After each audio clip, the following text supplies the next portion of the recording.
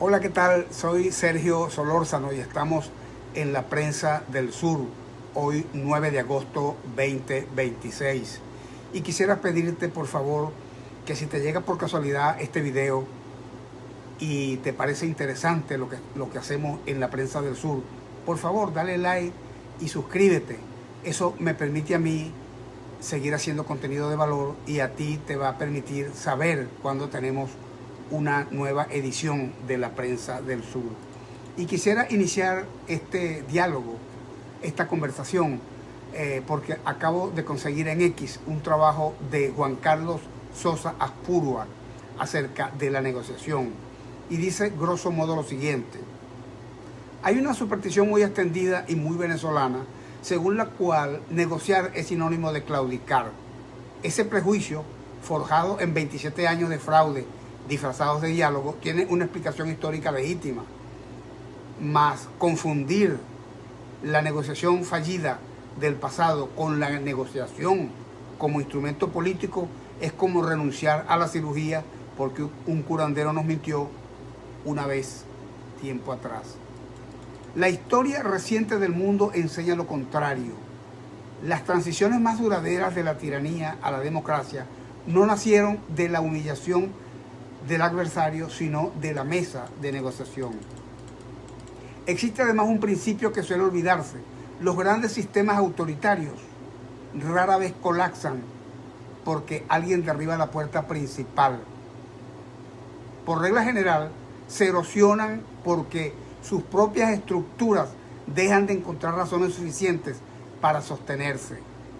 Los estrategas militares conocen este principio desde la época de Sun Tzu, el filósofo chino, pues la victoria más elegante consiste en quebrar la voluntad del adversario antes de destruirlo. También la teoría moderna de negociación coincide en que los cambios duraderos aparecen cuando los incentivos permanecen, o cuando los incentivos para permanecer dentro del sistema se vuelven inferiores a los incentivos para abandonarlo, porque reduce violencia, resistencia, costos humanos y aumenta la posibilidad de estabilidad posterior. Es vital comprender entonces que no se trata de salvar un régimen, sino de un país. Para Roger Fisher y William Ury, en Getting to Yes, demostraron hace décadas uno de los grandes errores de la negociación tradicional, es decir, concentrarse en posiciones en lugar de intereses. Mientras las posiciones afirman no cedo, los intereses preguntan ¿qué necesita cada actor para aceptar el cambio? Por su parte, Thomas Schelling mostró que muchas crisis en apariencia irresolubles encuentran salida cuando cambian los incentivos y las expectativas de costo. En teoría de juegos ocurre algo similar. No siempre gana quien amenaza más. Con frecuencia triunfa quien logra modificar la estructura misma del juego. Y esto es lo que diferencia una negociación estratégica de una simple conversación. En el caso de España, España no salió del franquismo por asalto, sino por artesanía política. Adolfo Suárez, un hombre del propio régimen franquista, negoció con una oposición que incluía comunistas recién legalizados los términos de una ley para la reforma política que el propio búnker franquista terminó votando en las Cortes. De ahí nacieron los pactos de la Moncloa, no a partir de una rendición, sino de un armisticio entre adversarios que decidieron que el país importaba más que la revancha. España pasó de la autarquía al parlamentarismo sin una sola guerra civil adicional, porque nadie exigió decapitaciones en la plaza pública. Polonia es otro ejemplo. Polonia ofrece una lección todavía más precisa para Venezuela, porque allí también gobernaba un aparato criminal que no tenía intención de irse. El general Jaruzelski se sentó en 1989 en la mesa redonda de Varsovia con un sindicato, Solidaridad, al que había proscrito y encarcelado apenas años antes. El resultado no fue la humillación del partido, sino unas elecciones semilibres que el propio oficialismo pensó que podía controlar. Se equivocó. Perdió todos los escaños que estaban en disputa, pero el punto esencial es que el aparato comunista polaco tuvo una salida negociada, no una horca, y eso fue lo que evitó que Polonia repitiera Rumania, donde Ceausescu cayó fusilado y el país tardó 10 años en digerir el vacío de poder que dejó esa violencia. En el caso de Sudáfrica, también ofrece una lección importante para nosotros los venezolanos. Mandela salió 27 años de prisión, el mismo número, por ironía, del destino que lleva Venezuela, sumida en la oscuridad chavista. Y en lugar de organizar una revancha, se sentó con de Klerk en la Codesa.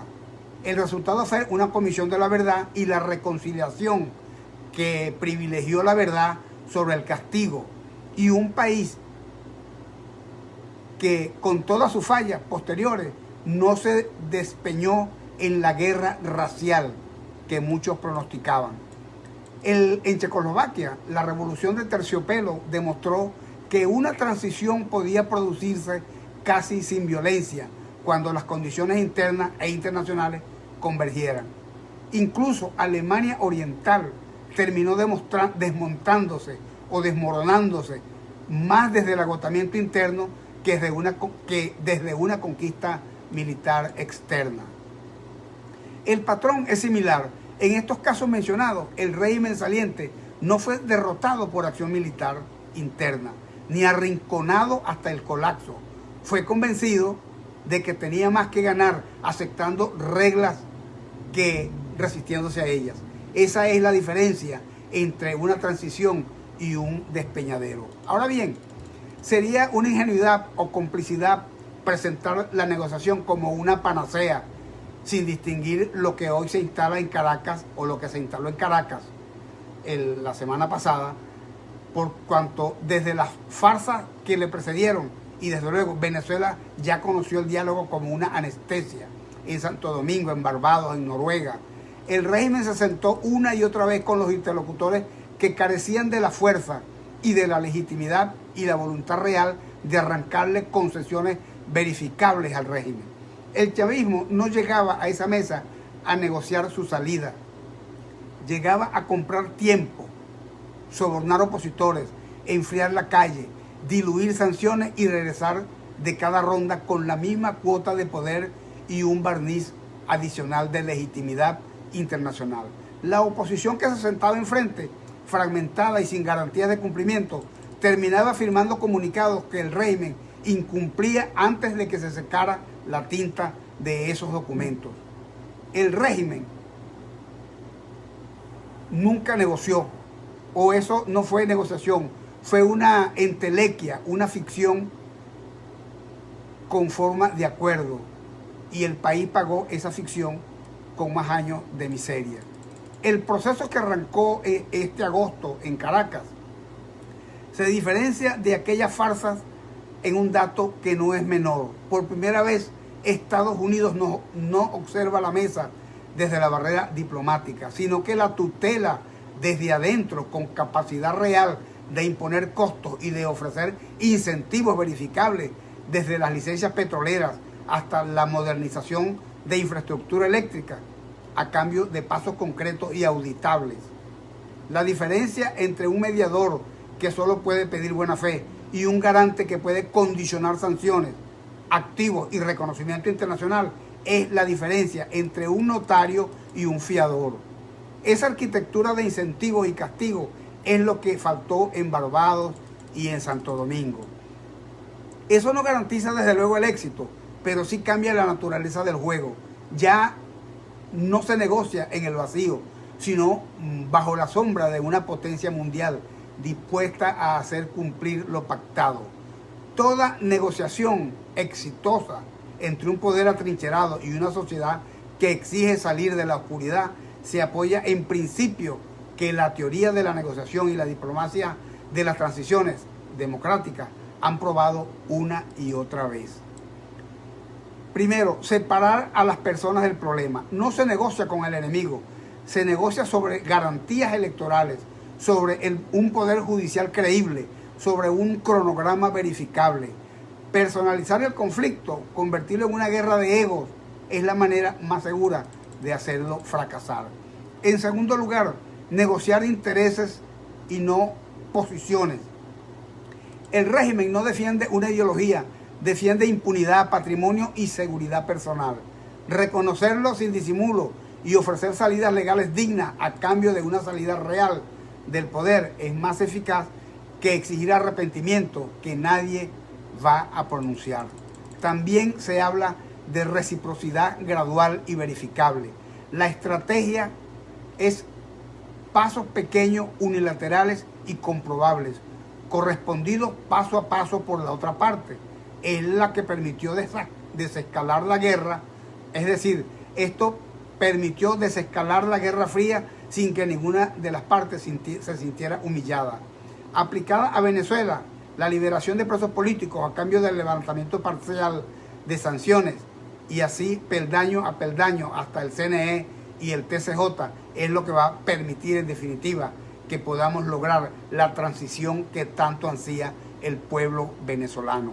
Es realmente extraordinaria esta posición de este señor que me encantó tanto y me gustó el enfoque que decidí hacerla llegar como un preámbulo de lo que es la prensa del sur. También dice él que los mecanismos de verificación, verificación con dientes, es decir, un acuerdo sin observadores internacionales, sin fecha cierta y sin consecuencias automáticas ante el incumplimiento, no es un acuerdo, es una carta de intención. La intelequia del pasado murió por carecer de esto.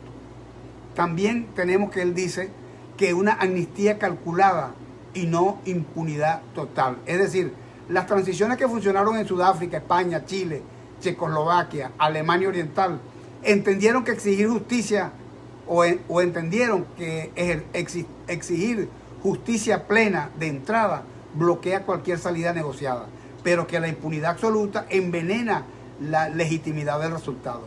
El punto medio, es decir, el centro, verdad a cambio de garantías individuales, sin renunciar a la posibilidad de justicia futura. Es incómodo, pero es el único que ha funcionado o es lo único que ha funcionado en la práctica.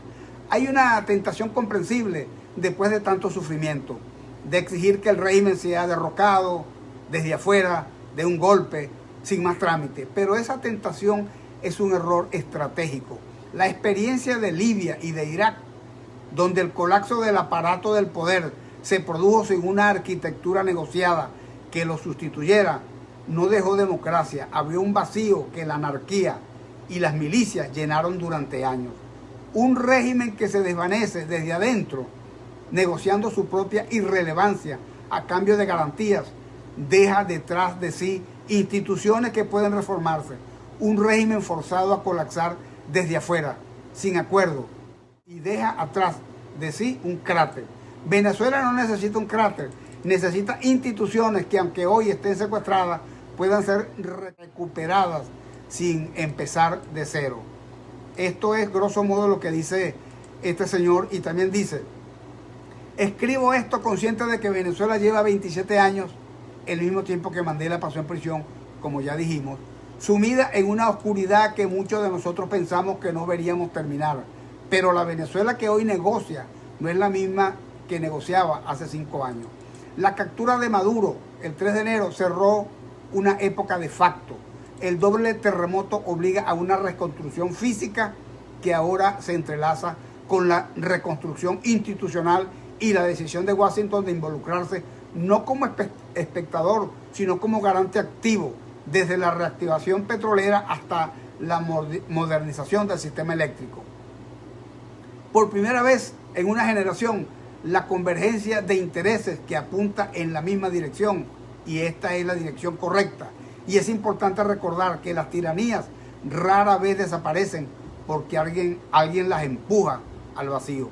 Casi siempre desaparecen porque terminan convenciéndose de que el vacío es permanecer donde están. No hay que confundir esta oportunidad con una certeza. La mesa pudiera fracasar, el régimen puede volver a ganar tiempo y la sociedad venezolana tiene todo el derecho de exigir que esta vez sea distinto. Pero negarse a ver la luz que se abre por escepticismo, por cansancio o por la memoria justificada de tantas traiciones sería el error final de una nación que ha sabido resistir la oscuridad, pero que ahora debe aprender con la misma disciplina a resistir la tentación de desperdiciar el amanecer. Quizás ese sea hoy el verdadero desafío venezolano. No negociar por debilidad, sino porque la inteligencia política comprende que las grandes naciones no se construyen sobre la ruina de una victoria absoluta, sino sobre cimientos de una paz sólida lo suficiente para que la libertad pueda al fin echar raíces. La paz nunca consiste en olvidar el pasado, sino en impedir que el pasado siga gobernando el futuro. Los países no renacen porque desaparezcan todos sus conflictos. Lo hacen cuando descubren que poseen una causa común más poderosa que sus diferencias. Hasta aquí la crónica de este extraordinario venezolano, y de verdad que vale la pena definitivamente leer esto porque es una cosa aleccionadora. Este señor Juan Carlos Sosa Aspurúa ha hecho un análisis crudo de lo que son las transiciones y realmente ha sido realmente extraordinaria, y lo leí con esa pasión porque me pareció sumamente importante este planteamiento para que todos los venezolanos, los de adentro y los de afuera, vayamos entendiendo por dónde van los tiros. Hasta aquí la prensa del sur, porque para nosotros el norte es el sur. Feliz día.